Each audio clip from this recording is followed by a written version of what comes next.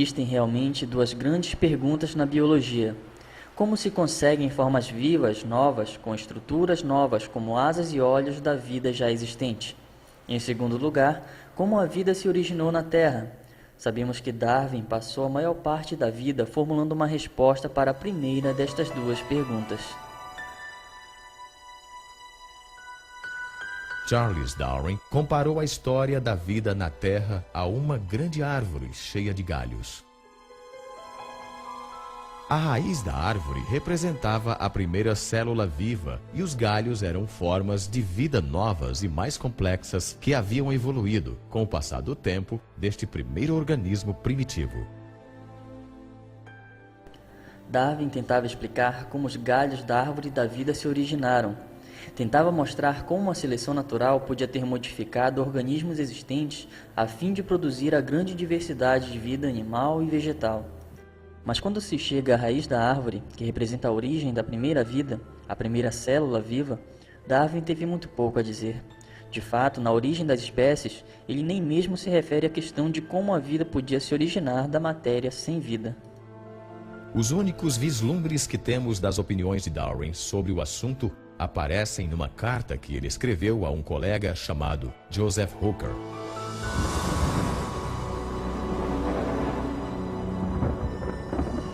Com relação à primeira produção de um organismo vivo, se, e que grande se, pudéssemos conceber no lago pequenino de água morna, com todo tipo de amônio e sais fosfóricos, luz, calor e eletricidade, e que fosse formado quimicamente uma combinação de proteínas pronta para sofrer mudanças ainda mais complexas, atualmente tal matéria seria devorada instantaneamente, mas talvez este não tenha sido o caso antes que os seres vivos fossem formados. Nos últimos anos da vida, Darwin fez muito pouco para desenvolver sua ideia da origem da primeira célula primitiva. Mas nas décadas de 1920 e 1930, um cientista russo chamado Alexander Oparin formulou uma teoria detalhada sobre como isto poderia ter acontecido, chamada a evolução química. Oparin achava que poderia explicar a origem da primeira vida usando princípios do darwinismo. Ele imaginou elementos químicos simples se combinando e recombinando a fim de formar moléculas maiores. Depois, estas moléculas maiores se organizariam com a ajuda das variações do acaso e da seleção natural, formando a primeira célula viva primitiva. Nas 3 décadas seguintes, muitos cientistas tentaram desenvolver estas ideias, lutando com as questões levantadas por Oparin. Como a vida podia ter surgido de simples substâncias químicas?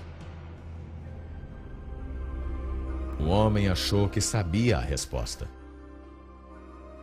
O problema das origens biológicas tem sido há muito tempo, a meu ver, de um interesse real e profundo para mim, só por causa da extensão do problema e de sua importância. De onde viemos? Por que estamos aqui? Todos esses tipos de perguntas são dados do ponto de vista da ciência natural.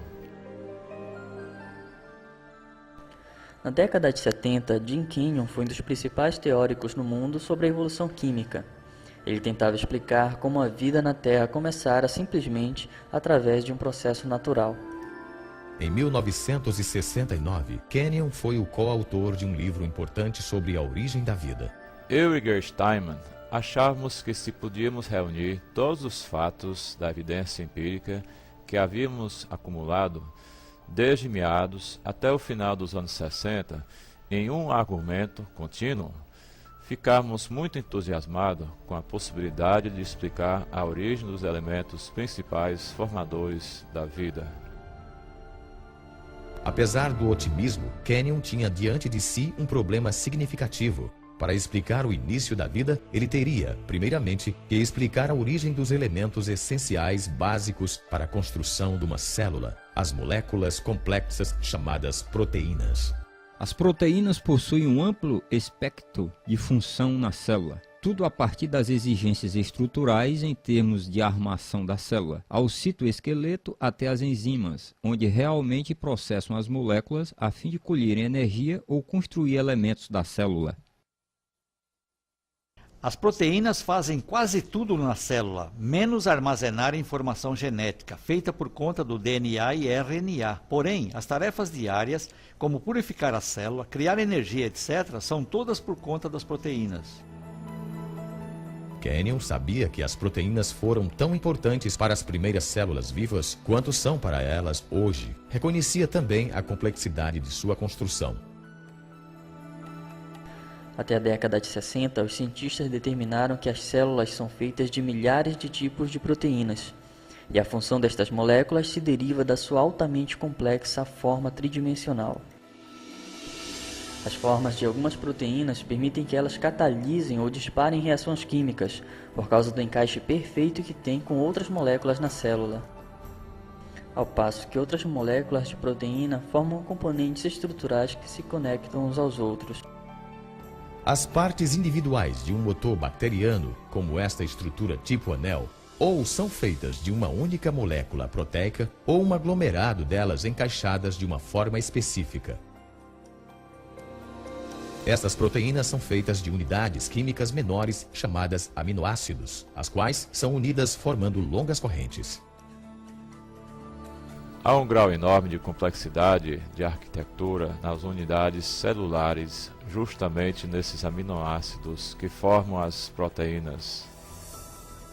Na natureza, usam-se 20 tipos diferentes de aminoácidos a fim de se construir correntes proteicas. Os biólogos as comparam às 26 letras do alfabeto.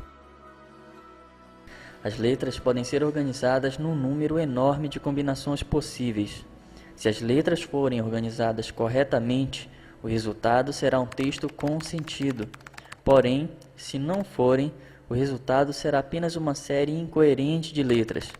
O mesmo princípio se aplica aos aminoácidos e proteínas. Há 30.000 tipos distintos de proteínas, cada um formado com uma combinação diferente dos mesmos 20 aminoácidos.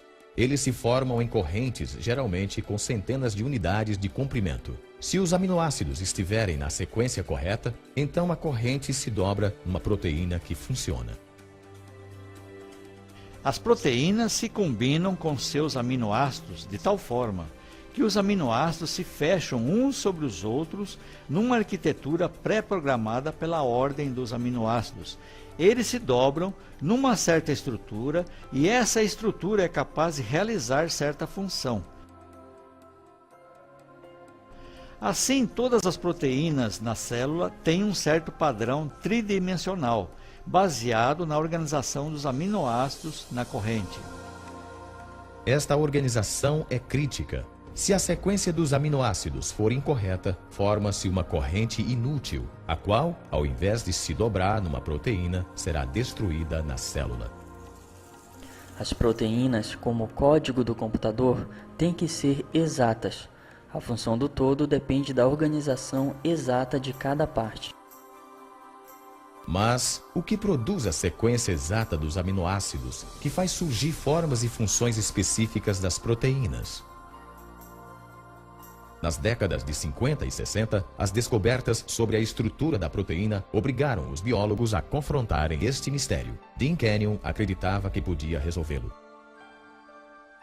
Em seu livro Predestinação Bioquímica, Kenyon e Gary Steinman propuseram uma teoria intrigante. Kenyon escreveu: talvez a vida tenha sido predestinada bioquimicamente pelas propriedades de atração que existem entre suas partes químicas, principalmente entre os aminoácidos nas proteínas. Quando o livro Predestinação Bioquímica foi lançado, eu e meu coautor estávamos totalmente convencidos que tínhamos a explicação científica para as origens. Kenyon propôs que as propriedades químicas dos aminoácidos faziam com que eles fossem atraídos uns aos outros, formando as longas correntes que se tornaram as primeiras proteínas. Isto significava que a vida foi efetivamente predestinada por nada mais do que a química. Muitos cientistas acataram as ideias de Kenyon, e durante mais de 20 anos, o livro Predestinação Bioquímica tornou-se um texto best-seller na teoria da evolução química. Mesmo assim, 5 anos após a publicação do livro, Kenyon quietamente começou a duvidar da plausibilidade de sua própria teoria. Foi durante todo esse período de tempo que minhas dúvidas sobre certos aspectos do registro evolucionário se tornaram aparentes ao entrar em contato com o controle